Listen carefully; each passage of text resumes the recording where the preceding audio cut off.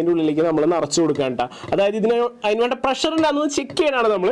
അപ്പോൾ നമ്മൾ ഇതിൻ്റെ ഉള്ളിലേക്ക് നിറച്ച് കൊടുത്തിട്ട് ഇത് ഒന്ന് ലോക്ക് ചെയ്യാം. എന്നിട്ട് നമ്മളിത് ഓൺ ആക്കിയിട്ട് ഒന്ന് ഷൂട്ട് ചെയ്ത് നോക്കാൻ പോവാണേ. നോക്കിക്കോട്ടെ. അയ്യോ, ഇതിൻ്റെ ഉള്ളിൽ കയറിപ്പോയാ ഇല്ല.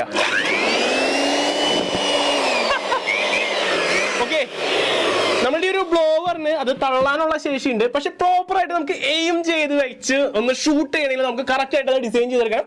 അപ്പൊ അതിന്റെ പണിയാണ് നമ്മൾ നോക്കാൻ പോകുന്നത് മച്ചാന്മാരെ. നമ്മുടെ തോക്കിന്റെ ഭൂരിഭാഗം പാർട്സ് നമ്മൾ ഉണ്ടാക്കുന്നത് ഈ ഒരു PVC പൈപ്പ് വെച്ചിട്ടാണ്. അപ്പൊ നമ്മളുടെ ഈ ഒരു നോസിൽ നമുക്കിനി ആവശ്യമില്ല, അത് മാറ്റിയിട്ട് നമ്മളെ PVC പൈപ്പ് ഇതിൽ കയറുന്നുണ്ടാന്ന് നോക്കി കഴിഞ്ഞിട്ടുണ്ടെങ്കിൽ കയറുന്നുണ്ട്. അപ്പൊ ഇതിൽ നിന്ന് നമുക്കൊരു ചെറിയ പീസ് കട്ട് ചെയ്തെടുക്കണം ആദ്യം.